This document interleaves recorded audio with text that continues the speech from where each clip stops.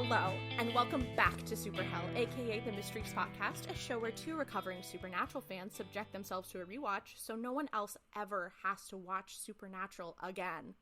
My name is Ollie, I use any pronouns, and you can find me on social media at OllieFresh, fresh with PH.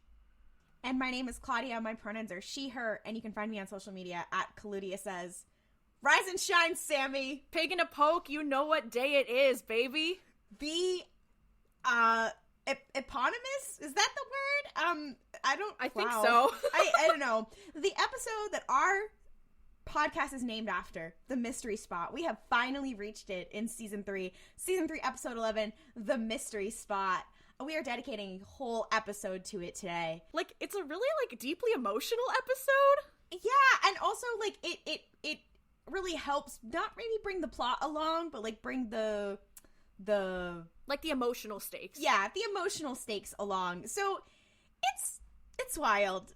And I'm just very excited to get into it because it's such an iconic episode. So many people know it from GIFs. Yeah, it has so many of the Tumblr has a GIF, Supernatural has a GIF for that, comes from this episode. Yeah, it's iconic for a reason. So let's get into it. Oh my god, yay. For those wondering, yes, this is the Groundhog Day episode. This is the time loop episode. So we have to pay attention to the little details. Every show, especially this type of serialized show, has an episode where they're like, okay, what are all of the common TV tropes that we gotta do? So it's this is the Groundhog Day episode. Yeah. Which I love. I'm like, okay, we love a Groundhog Day episode. Yeah. Except, I feel like I don't actually like episodes like that, but I like this one. Yeah. Well, and they reference the X-Files, which also had an episode like this, you know. Yeah, Xena, Warrior Princess, is an episode like this. All the bitches have an episode like this. Does Supernatural have a bottle episode? Ever? They fucking have to, right? The fact that I don't know is... Am I a fake fan? Anyways. Oh my god, we'll have to keep it a secret. If you keep listening to the Mysteries Podcast, you might find out. The episode starts with Sam zoomed in on his face, and he wakes up to the song Heat of the Moment by Asia playing, where he opens his eyes. It's playing from the radio.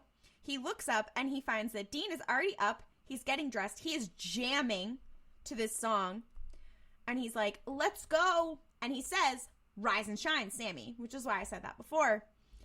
And he's like, okay. And he has this a long bathroom routine. He's gargling with mouthwash. He's doing all his stuff, whatever. And they're like, okay, we're going to go to this local diner for breakfast. And they go into the diner, and a couple things happen that are important. There is a guy at the front, who he's an older man, and the cashier is like, okay, well, drive safe, after he pays, and he walks out. Then there's a guy at the counter who the waitress is speaking to, and she's like, you know, you have to order something, you know the rules, whatever. And he's like, okay, I'll order a coffee or something. And then there's just a guy at the counter eating pancakes. Sam and Dean, they sit down. They're doing their normal, I sit in the local greasy spoon. We talk about the case situation. And Sam's like, okay, so there's this guy who disappeared at this place called the Broward County Mystery Spot. And Dean does the whole, well, you know, this doesn't seem like our kind of thing. It could have just been a guy who disappeared. And Sam's like, well, you know, there's oddities all over the world, not just the US. Isn't this where he makes a Bermuda Triangle reference? Yes, it is. He's like, well, there's plenty of places. There's the Bermuda Triangle, and there's plenty of places that have wormholes and stuff. Yeah, this is where we canonize the Bermuda Triangle. I love that. Yeah, and also, it is also, if you didn't know, the Mystery Spot is what the Mystery Shack in Gravity Falls was based on. Which I'm obsessed with, because you know what? No, because you know what we need to do? There's not enough people who are shipping Grunkle Stan and Bobby. We can't be doing this. No, I'm serious though. I wonder if I go on AO3 right now, I wonder if there'll be any fan fictions. Hold on. What about Crowley and what about Crowley and and Bill Cipher. Shut up. No, because that would be so funny. I feel like they're like demons, but in a different way. Because like Bills are like interdimensional, whatever, right? Yeah, like, yeah. They could still know each other. I'd be kind of down for that. I think that the Pines siblings would beat the shit out of the Winchester brothers. The only problem with that is that, like, I feel like Dipper and Mabel, like, Dipper canonically bad decision maker because he is always making a little deal with someone. Okay, but isn't this episode kind of about how the Winchester brothers are also always making bad decisions and making deals? And you know what? It's so fucked up too because Mabel's also making bad decisions. So I feel like the four of them would just all make bad decisions together. The Sam and Deanification of Mabel and Dipper. Okay, so if you're a Mysteries podcast listener, I just looked. There's not a lot of there is Gravity Falls crossovers, but there's not a lot that include Bobby and Grunkle Stan. So if you guys, if one of our listeners could draw fan art of them, or Crowley and Bill Cipher, if you could draw like them in a polycule, I would really appreciate it. And maybe Fiddleford McGucket. Oh, maybe. Fuck yes. He's like one of my favorite Gravity Falls characters. Can we throw him in there?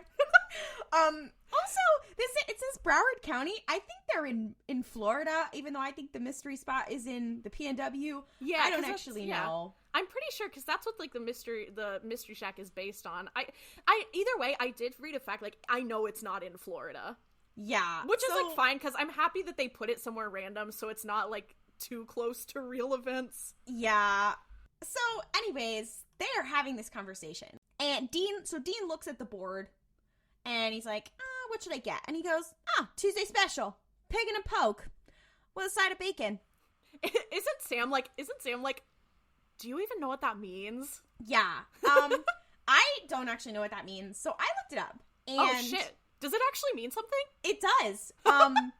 So I looked it up. On medieval market days, the gullible might buy a pig and a poke, a baby pig in a cloth sack without checking that the content really is a valuable piglet. What they really would get was a worthless cat, so a pig and a poke is a con job or a worthless object presented as a thing of value.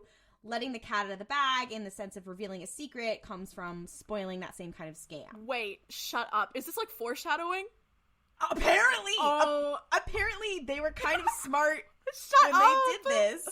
That's fucking hilarious. Maybe they cooked with that. They were kind of cooking with that. No, I hate when they do that because Supernatural does this thing where sometimes it'll foreshadow like in a really good, clever way, and sometimes it'll foreshadow accidentally, but there's never any in between. Yeah, there's no in between. And sometimes it'll like we're doing something really purposeful, and sometimes they're like we're throwing darts at a wall, and it's so.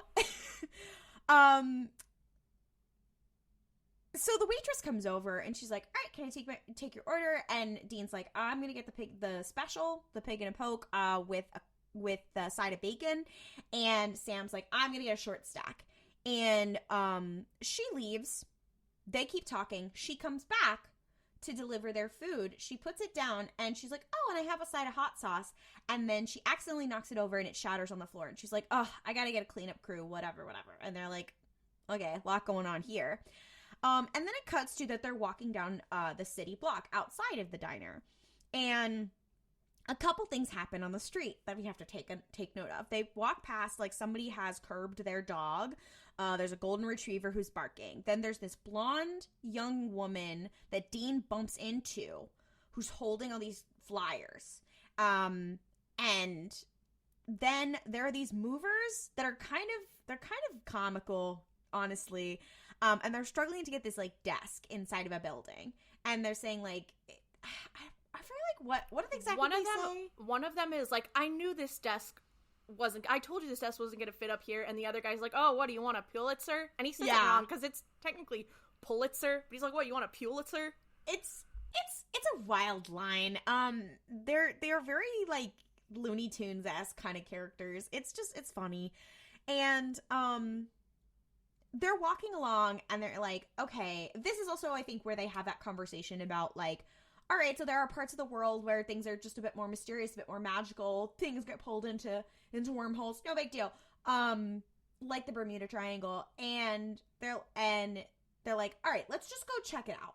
And Sam's like, let's go after it closes. And so Dean is like, let's go after it closes. Yeah, Dean says we'll go after it closes.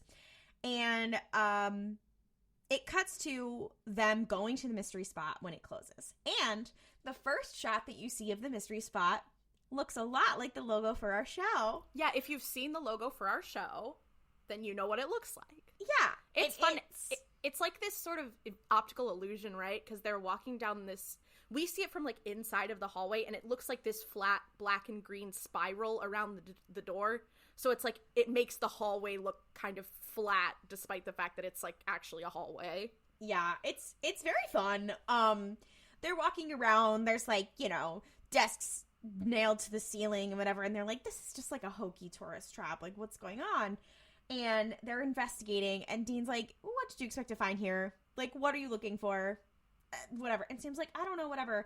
And suddenly, a guy with a shotgun shows up, and he's like, what are you doing here? Are you trying to rob me? And they're like, no, we are not trying to rob you. So sorry.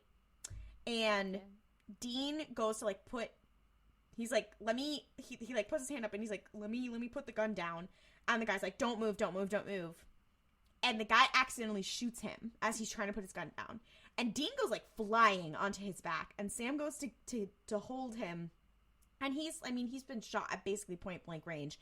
And he watches as Dean just dies in his arms. No, and it's so fucked up. It's and he's crazy. He's like shouting too. He's like, no, you can't die. Not like this. Because he's implying that, like, dying like this in this way is, like, because he's like, you can't die, like, we hunt demons for a living, you can't get fucking shot by some rando.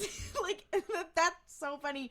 And all the whole time, I'm just thinking about the rusty nail. No, literally, it's like, you can't die in the stupidest way possible, and then it's like, he does end up actually, for real, dying in the stupidest way possible. Oh, it's poetic. It really is.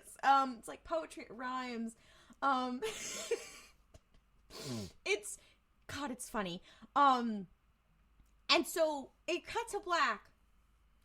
Then, Heat of the Moment by Asia is playing. We see the same shot of Sam waking up. His eyes are opening, and he's a little confused.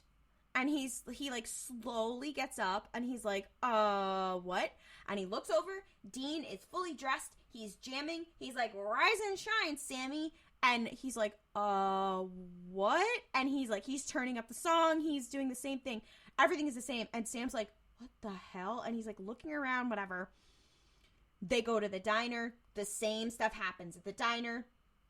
Yeah, it's clear that Sam is, like, having some deja vu.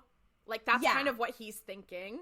Yeah, and he's kind of out of it. And when the waitress comes to give them their food, the hot sauce falls and he catches it, and they're like, oh, good reflexes. And he's like, yeah. And when she leaves, Dean is like, you good? And he's like, I feel like I had this really weird dream. And this is where Dean enters his problematic era. He has entered his problematic era a couple times in this episode. It's so hateful too, because it's just like, it's so random, and because he's like, oh, is it clowns or a derogatory term for little people? And I'm like, wow, love you, Dean. Love that. He also, earlier in the episode, in a thing that is never referenced in the loop ever again, it's just there as a sexist gag. When he's like, he's getting ready to go to the diner, and he's like pulling, he's like getting his gun ready to put in his like jeans or whatever. And I guess he's going through Sam's bag or something like that. No, he's going through his own bag. He's just like... He's got his own bag, and he pulls out a black bra, and he's like, Sam, is this yours? It's like, dude, bras are expensive. Did you fucking steal that from some woman you spent the evening with? What the fuck? And the joke, whatever, and it was like, and again, everything is so specific in this episode, except for that. That doesn't happen again. Yeah, it's like, it wasn't even in the loop again. It was just, I think that because it happens, like, in the first, like, before any of the loops have happened, I think it's just to show that Dean's just annoying. I get, like, but it's so random. It's like, what are we doing? Yeah. So he says, and so in this scene also, like, so he says that thing about the dreams, and then he's also like, oh, so it's like deja vu, and Sam's like, no, it's not like deja vu. Stop it. And they're like, they're fighting, and they're being obnoxious. Love. And Sam's like, I don't know, like, what's going on? And So they go outside and they pass the same stuff, and they like, there's the dog, there's the woman, there's the movers, and Dean's like, all right, let's go check out the mystery spot. And Sam's like, actually, let's go check it out right now during business hours when it's open. That's probably a good thing. There's lots of people there, right? And Dean's like, okay, weirdo. Okay. And I'm like, damn, why are you being such a dick? Well, because Dean starts to be like, oh, well, maybe we should go at night, like, after it's closed. And Sam's like, no. And then he's like, why not? And Sam's like, I don't know. I just think it's better because there's people there. And Dean's like, okay, and just starts walking.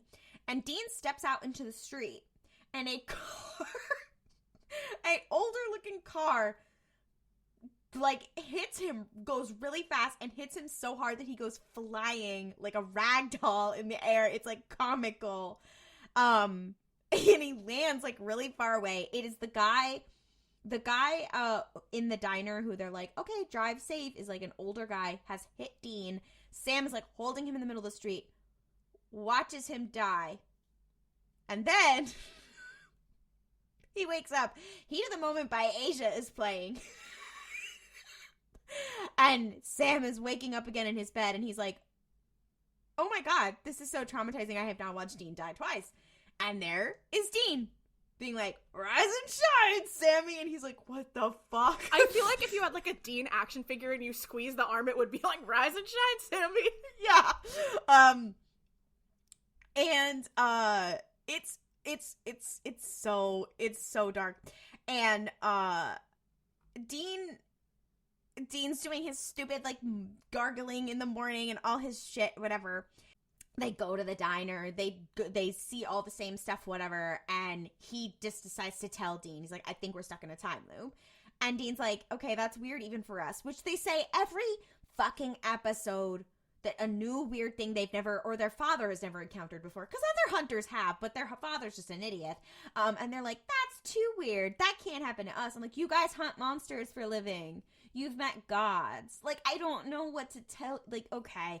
So he's like, I don't know. That sounds kind of crazy. And he's like, oh, like Groundhog Day? And they're like, yeah, like Groundhog Day. And even at one point, that's when he makes the X-Files reference. And like, it's wild. So he says this, and he's like, yeah, so you die at the end of every loop. And then the waitress comes over, and she drops the hot sauce, and Sam catches it, and he's like, he's starting to look pissed.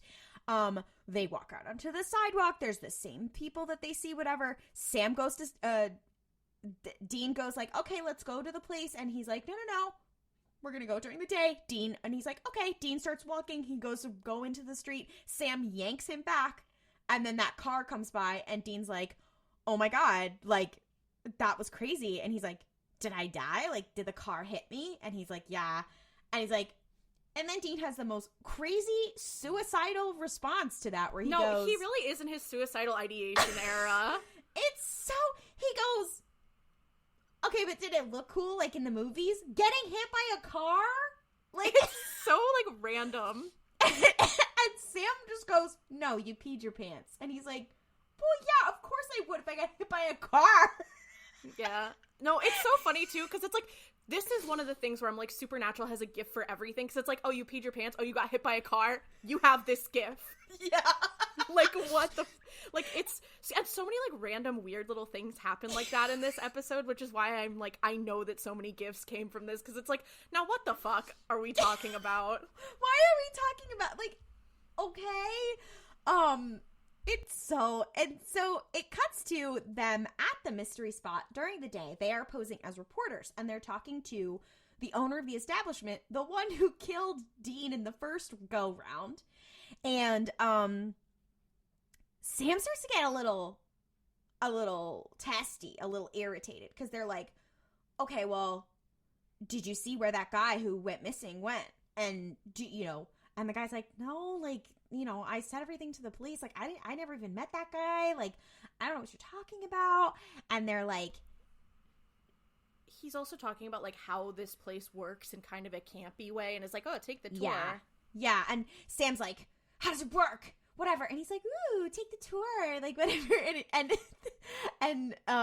And he's like, tell me whatever. And the guy's like, okay, fine. Like, I used to sell, like, bail bonds, and I got it in, like, a foreclosure auction. Like, it's like, not that big deal. I really don't have anything. And Dean's like, so sorry. Sorry about that, guy. Sorry about that. My brother is getting a little crazy. So they leave the mystery spot. It is nighttime. They are walking back on the same street. And... like, it's, like, the same street that all the other stuff had been happening on. So, like, that they were walking down to get there. And they walk, and they're actually like, having a conversation, kind of like where the movers were trying to move that desk. Yeah. And so they're standing there, and Dean's like, okay, so what you're telling me is we could possibly get out of it if I just survive until tomorrow. I just have to not die. And Sam's like, okay, well, that's going to be kind of hard. And he's like, no, it isn't. Like, I'm a badass. Like, I can make it happen. Comically, Looney Tunes style, the fucking desk that they were trying to get into that building drops on his head and splatters him to the ground. No, it's like Wile E. Coyote. Like, it's so Looney Tunes. He looks like the Wicked Witch of the East when she gets the house dropped on her in Wizard of Oz. It's so dark. And then the movers are looking down like, oh my god, and there's like a broken rope and whatever, and like and Sam's like, oh my god, it's so funny. It's so funny. No, I was laughing my ass off. I was like, this is so real. And then Asia is playing again, and Sam wakes up in the bed, and we're starting again. And at this point, they go to the diner. Sam is very anxious. He's telling Dean about the time loop problem. The woman with the hot sauce comes, he catches it, whatever. And this time Dean is like, okay, well, I just have to break the cycle.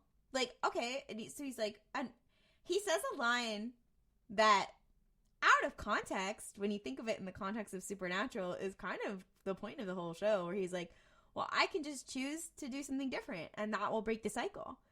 And when you realize that the whole show is about free will, you're like, holy shit, that's crazy.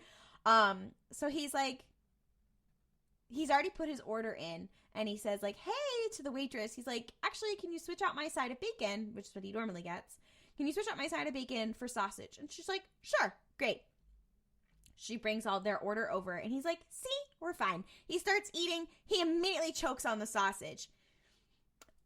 Heat of the Moment by Asia starts playing. It's so good. It's like, it's this episode, the direction is so good. The timing, the comedic time. Sam wakes up, is like, oh my god. And so they cut to, like, clearly Sam has been like, okay, we're not leaving the house.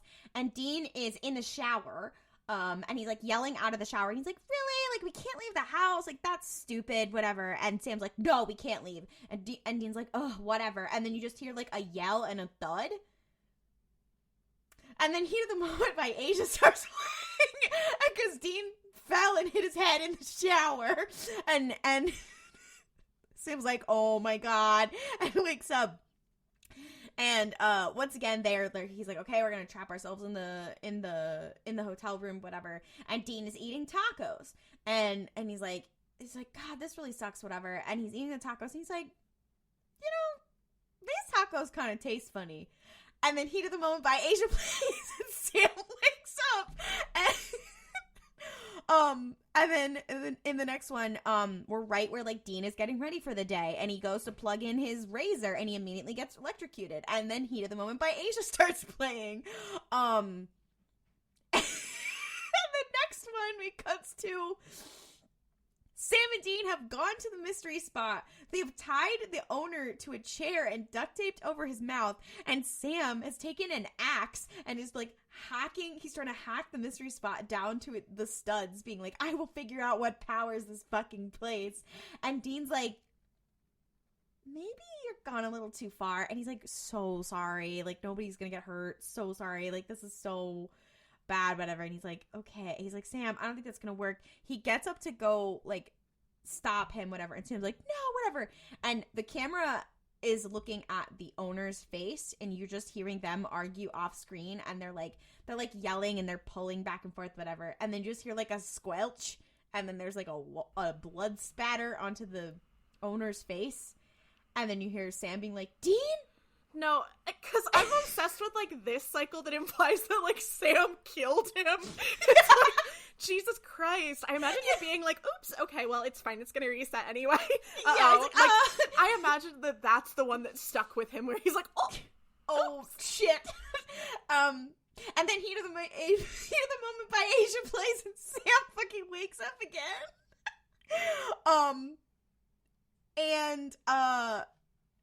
This time, like, Sam, he looks like fucking haggard. Like, he's tired. He's whatever. They go to the diner. Dean orders the special. The waitress comes to take their order. And Dean, like, turns to her and is like, you need to clock some hours at the archery range because you're a terrible shot. Sam turns to her. Yeah, I'm sorry. Sam turns to her. And implying that Dean died that way. Like, he catches the hot sauce, whatever. And she's like, okay. And she walks away. And Dean's like, you good? Oh, and Dean's like, you good? And he just was like, yeah. The guy over there at the counter, he likes to put on a bunny suit in his bedroom.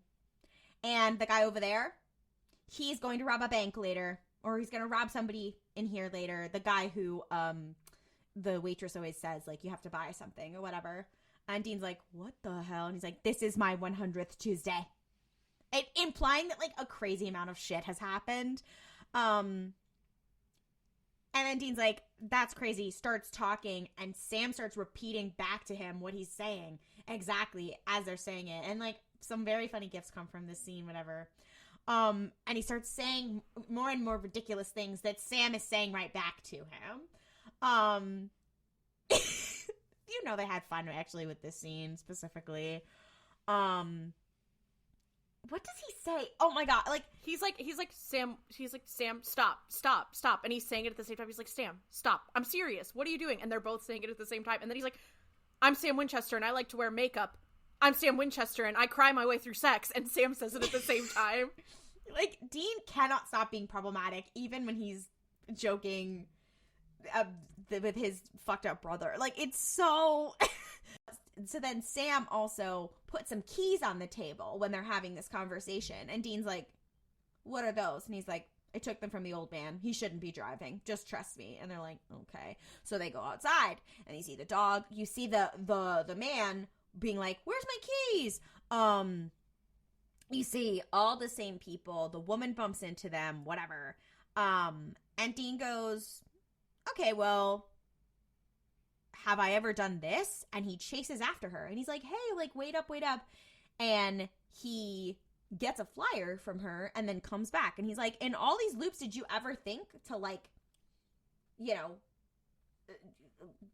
look at whatever she was holding? And Sam's like, actually, I didn't. He's like, that's the daughter of the guy we've been looking for. And he's like, oh, shit. And Sam's like, oh, shit, and starts, like, running after her. And Dean doesn't run after him for some reason, and he looks to the dog. And he's like, aw, like, do you want a friend? You want a pet or whatever? Looks at the dog, goes to pet it. The screen goes black and growling ensues. And then Heat of the Moment by Asia plays. So he got mauled by a dog. A golden retriever. No, it's like, okay, also, how stupid do you have to be to go pet someone's unattended dog? Like, I get it, but I'm like, Dean, you're here, how stupid are you? Also, hilarious foreshadowing, considering he will be dragged to hell by Hellhound. Shut up, Dean. I'm like, he shouldn't die to this kind of dog. Come on now. A golden retriever, I feel like Dean could have taken it. Yeah, it's so... So, once again, Sam has woken up. He has brought his laptop now. While he's on his laptop, he's looking up stuff about that missing guy. And he's like, oh, this guy is like this, like, amateur reporter kind of guy who goes around and debunks tourist traps. And he's kind of an asshole. And, he's like, yeah, I've read, like, everything he's ever written. And Dean's like, how did you have time to do that? And Sam's like, don't worry about it. And Dean's like, you know, it's kind of funny that, like, he goes missing at one of these tourist traps, and even though he's been an asshole about them, kind of getting his just desserts. And And as he's saying that, Sam passes by the guy who's always sitting at the counter eating pancakes as they're walking out. And he sees him and he looks, and that man has strawberry syrup instead of regular maple syrup. And he just stops and he's like, shit. And Dean's like, what? And he's like, he has strawberry syrup. And he's like, and Dean's like, oh, so a man can't switch up what syrup he wants to have? Like, what are we coming to? Like, he's like, it's a free country. Cancel culture has come for syrup. The woke mob. The woke mob has come for strawberry syrup. It'll get your kids next. And Sam's like, no, like, this is a change. Like, clearly in this loop, he has told Dean that he is in a loop. And he's like, this is a change. This means that, like, there's something different. And then Aisha plays and Sam wakes up. And he's like, wait, what? Dean didn't die this time. Why did it get reset? Something has occurred. So they go back to the diner. The guy who was eating pancakes leaves, and Sam runs after him. And Dean's like, hey, wait, hold on. And Sam's holding something in a bag, and he runs after him into an alley, and he pulls a wooden stake out of the bag, and he holds it to the guy's neck. And the guy is the missing guy who has been debunking all of the mystery spots. And he's like, I finally figured out. I know why it's been repeating, and you've been making me watch Dean die every day. And Dean is standing off to the side like, what the fuck? And Sam is like, I've killed one of your kind before. I know what this is. I know it's an illusion, whatever. And he's like, there's only one kind of being that has the power to do this, and he's dead. And then the guy who has been begging for his life, suddenly his face changes, and he's like, you sure about that? And it is the trickster, played by Richard Spite Jr. Okay, which, like, also gets totally spoiled by, like, the opening crawl. Because, like, the opening credits, like, say his name. So it's like, okay, well, bitch, I guess he's gonna be here.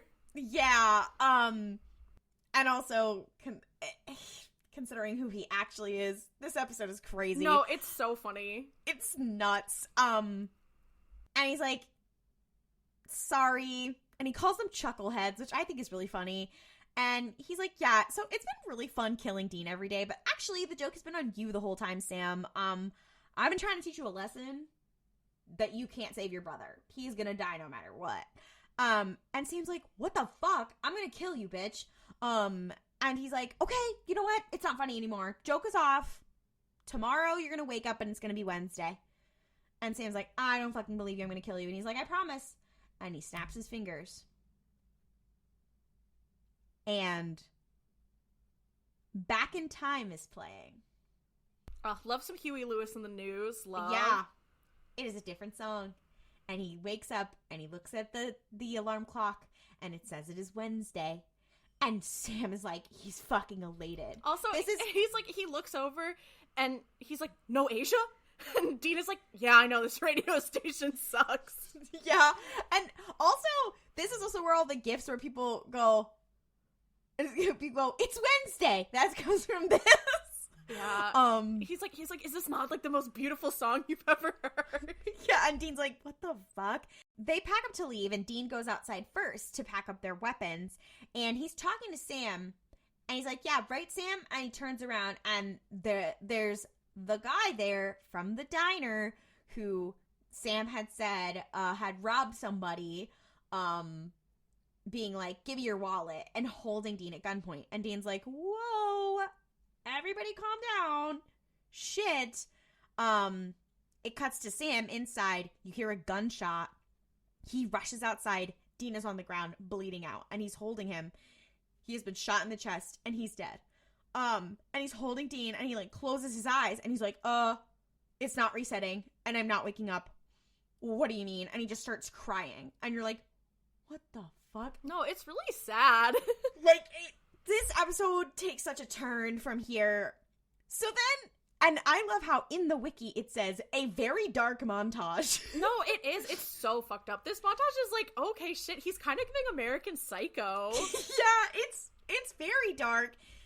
It says 6 months later or something, and Dean has been dead, and Sam is, like, driving alone in the Impala.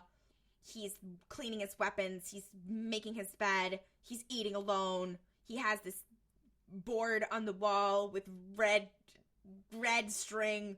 He's like, and he keeps getting voicemails from Bobby being like, hey, I just want to, like, check on you. Like, are you good? Like, I heard that you killed this vampire nest here, whatever.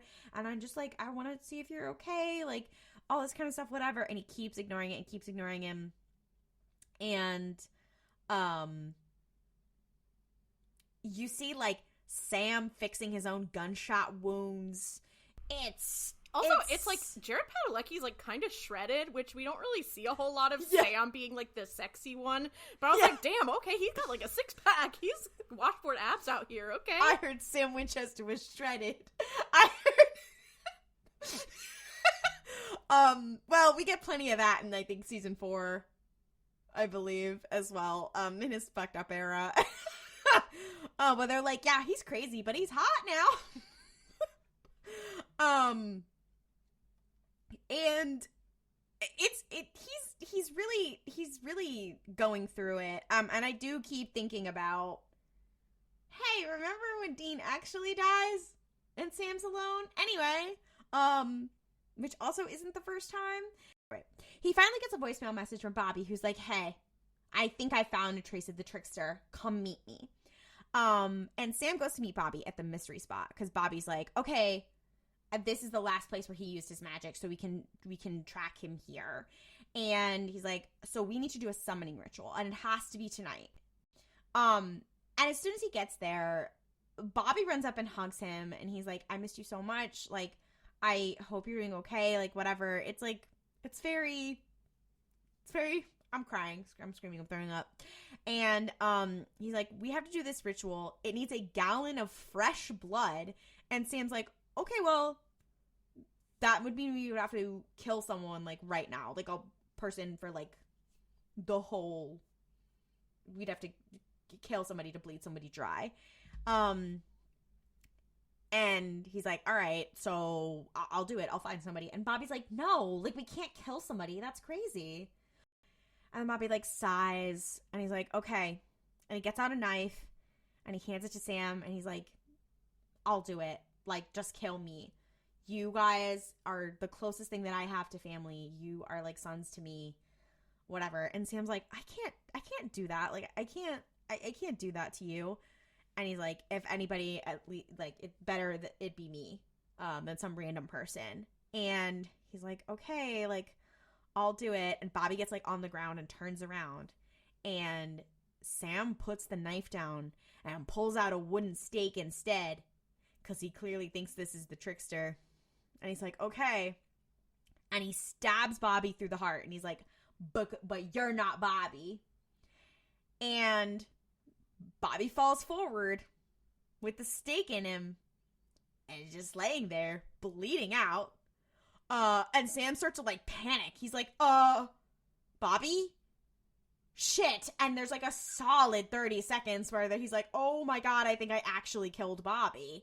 It's so fucked up. It's like one of the most fucked up parts of this whole episode. It's really crazy. And then suddenly Bobby's body disappears. And the trickster appears behind Sam and is like, okay, you got me. And he's like, this isn't fun anymore. I'm trying to teach you a lesson that you have to get over this. And Sam's like, you have to bring my brother back. Like, whatever. And he's like, no, like, your brother's soul is already in hell. I can't. And he's like, I know you can. And he's like, okay, I can, but, like, that's not the point. Which is kind of goofy ass. and he's like, yeah, like, he's like, I know, but, like, I'm trying to teach you a lesson. And that, like, no, like, this cycle of you guys sacrificing for each other over and over again is just gonna cause so much carnage, and it has to stop. And he was right. Objectively, he's also like, that's what happens. He's like, all of your enemies know that Dean is your weakness. Like, it's just gonna be bad for you if you keep doing this. And he's not wrong. He's right. Which is so funny, because it's like, why is he going out of his way to teach them this lesson? But I guess, like, if you know, there's also a part where he's like, oh, but he's my brother. You have to bring him back. He's my brother. And the trickster's like, okay. Which is so funny, because when you actually, like, know who the trickster is, you know, like, the meta of this, it's funny. And who his brother is. Yeah. And it's like, it's also like, it's weird though, because it's like, he does not give a shit about the grander narrative of Supernatural at this point. Like, well, and I guess it's that he's like, I got a good thing going and I'm having a fun time, and I know these Winchesters are gonna fucking ruin it. I know that's what it is. That's like literally the plot of Good Omens. Like, he's like, you guys, I'm enjoying the status quo. I don't want some sort of crazy thing to happen. But Sam's crying, he's screaming, he's throwing up, and he's just looking at him, and he's like, this is what it's gonna be like without Dean. Like, you have to get used to it. And Sam's like, I don't care, like, I'll do anything. And he's like, oh, this is like talking to a brick wall. And, which is not the last time that somebody says something like that to one of them. And he's like, fine. And he snaps his fingers, and Sam wakes up in the motel room, and Back in Time is playing again. And Dean is there, and Sam, like, gets out of the bed, and he gives Dean a huge hug. And Dean's also like, yeah, I know, no Asia, this radio station sucks. Yeah, and he's like, oh, how much do you remember? And he's like, oh, we hunted down the trickster, and that's kind of all I really remember. And he's like, oh, okay. Dean's like, all right, I'm gonna go out to the car. And Sam's like, no, let's stay together. Let's just stay together. And he's like, okay, fine. And they get ready to go, and they're leaving together. And Sam's like closing the door, and he like looks at the bedroom, whatever. And he's like, he's been affected by this, and he's like, oh, like this is still gonna happen. Dean's still gonna die for real, that I have to like think about. And then the fucking episode ends. It's crazy. No, it's so fucked up. It's also like we said earlier, like, it fits the narrative. Like, it has, the emotional stakes at this point are so high, but it's like, oh god, it's just so fucked up. And